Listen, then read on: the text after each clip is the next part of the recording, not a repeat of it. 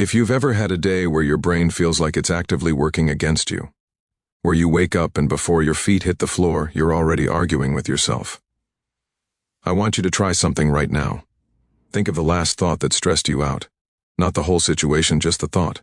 Maybe it was, I'm behind, or I'm going to mess this up, or they're judging me, or the classic, what's the point? Now, here's the weird part. Notice how that thought didn't arrive as a calm suggestion. It arrived like a headline, like breaking news, like it was obviously true. And because it felt true, your body obeyed it. Your chest tightened, your shoulders moved up. You got that little foggy urgency. And suddenly, you're not thinking clearly anymore. You're thinking defensively. You're thinking like a cornered animal with Wi-Fi. Most people try to fix that by being positive, and I get it. But forcing positivity when you're stressed is like slapping a smiley sticker on a smoking engine. It's not that positivity is bad. It's that it's often the wrong tool for the moment. So, here's the promise of this video, and I'm going to be annoyingly specific. By the end, you'll have a practical way to think clearly even when you're anxious and to shift toward a more positive baseline without lying to yourself. Not by pretending everything's fine, not by repeating affirmations you don't believe, but by learning how to stop treating every thought like it's a court verdict. Because most of the time, the problem isn't your life. It's the lens your mind is currently using to look at it. And the best part, this isn't about becoming some permanently cheerful robot. It's about becoming harder to hijack. Let's start with the simplest truth that changes everything. You don't have thoughts. Thoughts happen to you. You catch them mid-air. If that sounds philosophical, cool, but also it's practical. Because the moment you realize a thought is an event, not an identity, you gain options. And options are what clear thinking is made of. So let's build this in a way you can actually use today, not in theory. I want to give you a system, but not the kind that turns you into a strict routine monk. More like a mental seatbelt, something you click on when the road gets messy. 3 layers. First, how to think clearly in the moment when your mind is loud. Second, how to train your default mood to be more positive over time. Third, how to balance it so you don't become delusional, passive, or weirdly fake. Okay, layer 1. Thinking clearly in the moment. Here's what usually happens when people can't think clearly. It's not that their brain stops working. It's that their brain switches modes. It goes from solve and plan mode to protect and predict mode. Protect and predict is useful if a tiger is chasing you, but it's terrible if you're just trying to write an email, make a decision, talk to someone you care about, or not spiral at 2 a.m. So, the first move is not think positive. The first move is switch modes. And the fastest switch I know is this. Name what's happening in 1 sentence, not a diary entry. 1 sentence like my mind is forecasting failure. My brain is searching for danger. I'm having the thought that I'm not enough. I'm in story mode. That's it. 1 sentence. This works because it creates distance. It turns the thought from a command into information. If you want a simple rule, if a thought feels like a headline, turn it into a description. Headline: I'm going to fail. Description: my mind is imagining a future where I fail. Headline: they don't like me. Description: I'm interpreting their silence as rejection. That tiny change is not fluff. It's the difference between being inside the movie and holding the remote. Now, people hear that and go, okay, but I still feel bad. Good, you're not broken. You're human. Clear thinking isn't the absence of emotion. It's the ability to think alongside emotion. So after you name it, you do. The second move. Ask a better question. Most spirals come from bad questions. Questions that trap you like, what if everything goes wrong? Why am I like this? How do I stop feeling this? Those questions feel natural, but they're like digging with a spoon. Instead, you ask questions that produce options. Here are 3 that almost always work. What do I know for sure? And what am I guessing? What is the smallest action that would help 1% right now? If my best friend had this thought, what would I tell them? Let's test it with something real. Imagine you're thinking, I'm behind in life. What do I know for sure, and what am I guessing? Sure, I have goals I haven't met yet. Guessing that means I'm failing and will never catch up. Smallest action that helps 1% right now. Open the document. Write 1 sentence. Wash 1 plate. Send 1 message. Literally 1. If your best friend said, I'm behind, what would you tell them? You wouldn't say, yes, you are. You should panic. You'd say something like, behind compared to what? Compared to who? You're allowed to be a work in progress. That's not motivational, that's sane. Now, third move for clear thinking, control the input channel. This is so underrated it's almost funny. When you're anxious, your mind is basically a detective who's convinced there's a crime, and it's collecting evidence. So, if you keep feeding it chaos, it will build a stronger case. Input channels are what you're reading, what you're watching, what you're listening to, and who you're talking to. If you're trying to think clearly, but you're doom-scrolling, arguing in your head, and drinking caffeine like it's a sport, you're not thinking, you're marinating.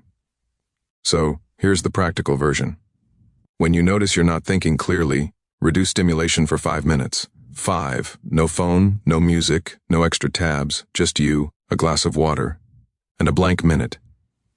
And I know someone is already rolling their eyes like, yeah, just meditate. No, I'm not asking you to become a monk. I'm asking you to stop pouring gasoline while complaining about the fire. If 5 minutes feels impossible, do 90 seconds. 90 seconds of quiet is enough to let the stress response drop a notch. Not vanish, drop. And when it drops, you regain access to the part of you that can choose. Now those 3 moves, name it, ask better questions, control input, or your emergency kit. But you might be thinking, okay, cool. But I don't want to live in emergency mode. I want to be generally more positive. Like naturally, that's layer 2. How to build a more positive default without becoming fake. And here's the blunt truth. Positivity is not a personality trait. It's a set of habits. Your default mood is basically your brain's prediction of what usually happens. And your brain is a prediction machine, not a truth machine. So if your history has been rough, your brain learns expect problems. If your environment is chaotic, your brain learns stay alert. If you've been disappointed, a lot, your brain learns don't hope too hard. That's not pessimism, that's adaptation. So we're not going to fight your brain, we're going to train it. There are 3 training levers: attention, interpretation, and repetition. Let's start with attention. Your brain has a negativity bias. It notices threats more than it notices okayus. If you think that means you're broken, relax. That's just evolution. But in modern life, the bias gets overfed. A single awkward moment can ruin a whole day. And 10 good moments don't register because they're not urgent. So the first positivity habit is not be grateful for everything. It's learn to let good moments land. That's it. Let them land. When something goes slightly right, someone smiles at you, you finish a task, you make a decent meal, you get a little quiet peace. Your brain will try to move on instantly. Instead, pause for 10 seconds. 10. Tell yourself, this counts. I'm serious. Say the words in your head. This counts because. Your brain is like a ledger. If you never record positives, it will conclude there are none. This is not about pretending life is amazing. This is about correcting a recording error. And yes, it feels cheesy at first, but so does flossing. And yet, second lever, interpretation. This one changes everything, and it's where people accidentally make themselves miserable. Most of your emotional pain isn't from facts, it's from meaning. 2 people get the same message. Can we talk? One thinks, oh no, I'm in trouble. The other thinks, sure, maybe. They want to discuss something important. Same facts, different interpretation, different nervous system response. So, if you want to think positively without lying, you practice giving your brain multiple interpretations, not just the darkest one. Here's a phrase I love because it's honest. That's one interpretation. Not that's wrong, not be positive, just that's one interpretation. Example, they didn't reply, they don't care. That's one interpretation. Other interpretations. They're busy, they saw it and forgot. They're anxious too. They're drafting a response. Their phone is dead. They're living a life. You don't need to pick the happiest interpretation. You just need to stop acting like your first interpretation is the only one, because clarity is multiplicity. Confusion is tunnel vision. Third lever, repetition. Your mind becomes what you practice even unintentionally. If you practice complaining, your brain gets efficient at spotting problems. If you practice self-attacking, your brain gets fast at shame. If you practice I can't, your brain starts offering fewer options. So, we're going to practice something else. But again, not in a cringe way. Here's the most practical reframe I know. Swap I have to with I choose to whenever it's true. Not always. Don't gaslight yourself. Sometimes you genuinely have to, but a lot of the time I have to is secretly I choose to because I care about the consequences. I have to go to work. Often becomes I choose to go to work because I want money, stability, independence. I have to make this call. I choose to make this call because future me will suffer if I don't. I have to study. I choose to study because I want options. This does something subtle. It gives you agency. Agency is a positivity machine. Not because everything is great, but because you're not helpless. Now let's glue these 3 training levers into a simple daily practice that's actually doable. I call it the 3-2-0-2 on reset. It takes 2 minutes. 3. Name 3 things that are okay right now. Not amazing. Okay. My body is breathing. I have shelter. I have time to watch this video. I have one person I can message. I have a brain that's trying even if it's messy. 2. Name 2 things you're looking forward to, even small. Coffee, a shower, finishing a task, going outside, sleeping. 1. Name 1 action you will take next. 1. Not a life plan. This trains your attention to notice stability, trains your interpretation to include possibility, and trains repetition toward action. And if you do this consistently, your baseline shifts, not overnight, but it shifts. Now let's address the biggest trap, toxic positivity. Because you asked for balance, and you're right to ask, always thinking positively is not the goal. Thinking clearly is the goal. Positivity is a byproduct of clarity, not a replacement for it. If your house is on fire, everything happens for a reason, is not helpful. If you're in a bad relationship, just stay positive is not wisdom. If you're burnt out, grind harder with a smile is basically a mental health crime. So, here's how we balance. There are 3 kinds of negativity. Useful negativity, unnecessary negativity, and protective negativity. Useful negativity is information. Like, this plan has flaws. This habit is harming me. I don't like how I'm being treated. This deadline is real. You don't want to delete that. You want to listen to it. Unnecessary negativity is noise. It repeats. It's vague. It's global. I'm a failure. Nothing ever works. I'll always be like this. That's not information. That's a mood wearing a sentence. Protective negativity is trickier. It's when your brain tries to keep you safe by keeping you small. If I expect the worst, I won't be disappointed. If I don't try, I can't fail. If I don't care, it can't hurt. This negativity has a job. It's trying to reduce pain, but it often creates a slower chronic pain instead. So, the balance is this. Keep the negativity that contains data. Challenge the negativity that contains identity statements and predictions. Here's a practical filter. Ask, is this thought pointing to a specific problem I can address? Or is it labeling me as a person? Specific problem. I didn't prepare enough for this meeting. Great. Prepare for 10 minutes. Identity label. I'm incompetent. No, that's just your brain being dramatic. Another filter. Is this thought helping me act, or is it just making me feel bad? If it helps you act, keep it. If it just makes you feel bad, it's probably not truth. It's habit.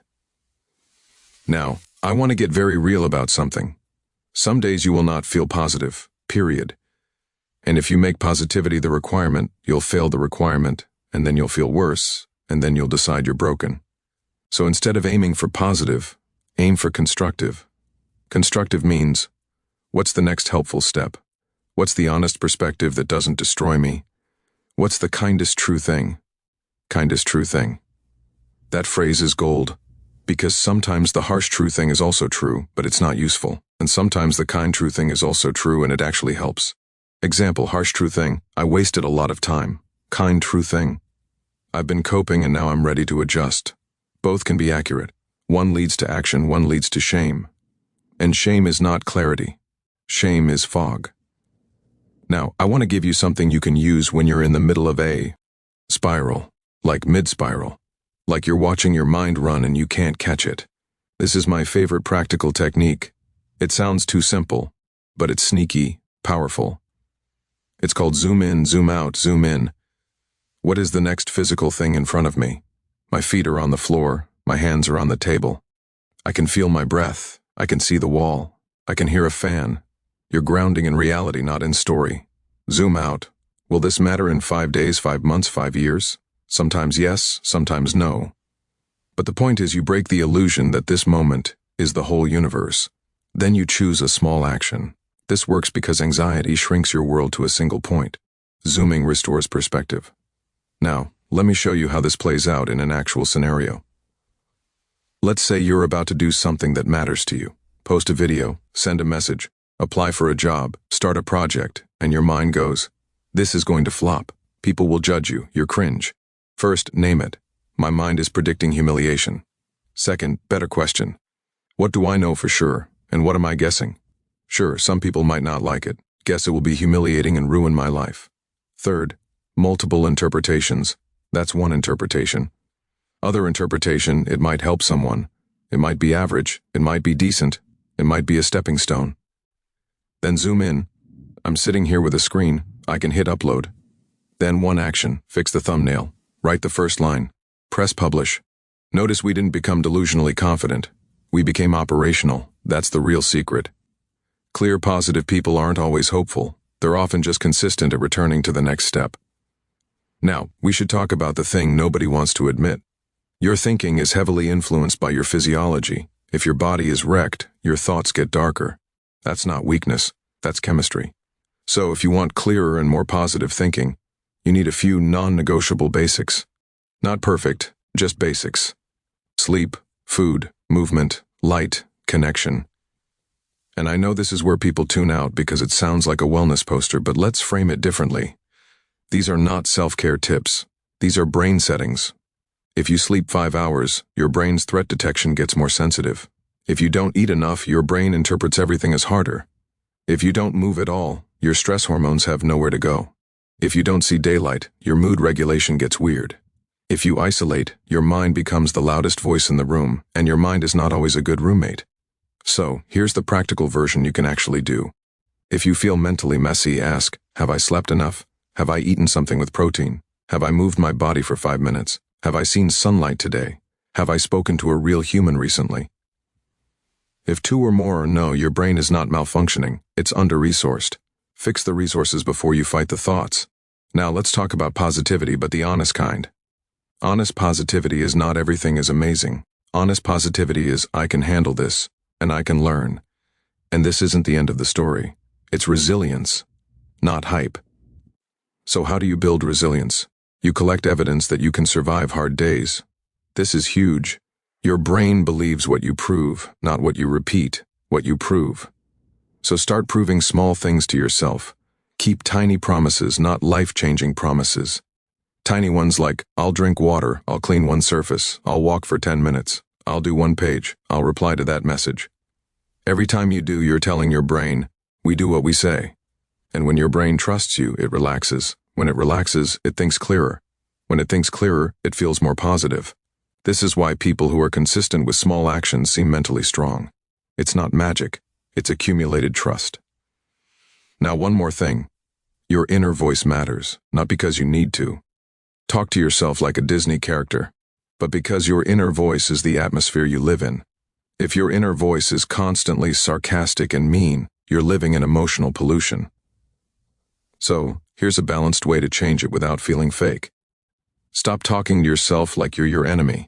Talk to yourself like you're your coach. A coach can be honest and still kind. Coach voice says, that wasn't your best, let's fix it. We're nervous, that's normal, do it anyway. We can't do everything today. Pick one thing. You're allowed to rest, but don't quit.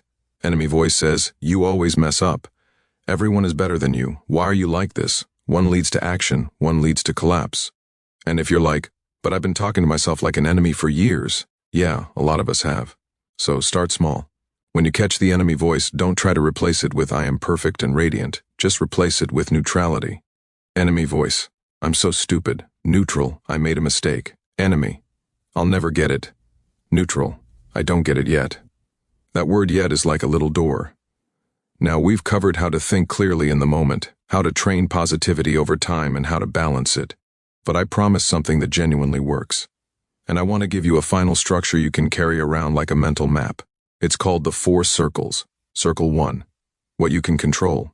Your actions, your effort, your attention, your words, your sleep, your environment. Circle 2. What you can influence. Other people's responses, outcomes, opportunities, momentum. Circle 3. What you can't control. The past, random events, other people's choices, the economy, algorithms, the weather, life. Circle 4. What you're imagining, catastrophes. Future scenarios, conversations that haven't happened. Worst case montages. Clear thinking is spending more time in circle 1. Positive thinking is believing circle 1 matters. Most anxiety lives in circle 4, pretending it's circle 3. Most depression lives in circle 3, pretending it's circle 1. So when you're stuck, ask, which circle am I in? If you're in circle 4, come back to the present. If you're in circle 3, grieve, accept, and then return to circle 1.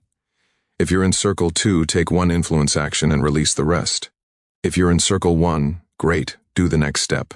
This is balance, not denial, not surrender, not delusion, just accurate placement. Now, I want to close with something that might feel a little personal, but it's probably true for you too. A lot of us learned to think negatively because it felt responsible. Like if we worried enough, we'd be prepared. Like if we criticized ourselves first, other people's criticism would hurt less. Like if we expected disappointment, it wouldn't sting. And I'm not here to shame that. That version of you is trying to protect you. So don't declare war on your mind. Make a peace agreement. You can say internally, thank you for trying to keep me safe, but we're not doing it this way anymore. Then you do the practices. Name it. Better questions. Multiple interpretations. Small actions. Let good moments land. Keep tiny promises. Coach voice. 4 circles. And here's the last thing I want you to remember, because it changes how you live day to day. You don't have to feel clear to act clear. You don't have to feel positive to do something constructive. You don't have to win the whole mental battle today. You just have to win the next 30 seconds, the next choice, the next breath, the next small move. And if you messed up today, if you spiraled, if you were harsh to yourself, if you lost the whole afternoon, that doesn't mean you're back at 0. It means you're human and you noticed. And noticing is the first step of control. So, right after this video ends, don't make a giant promise. Do one thing from circle 1. Just one.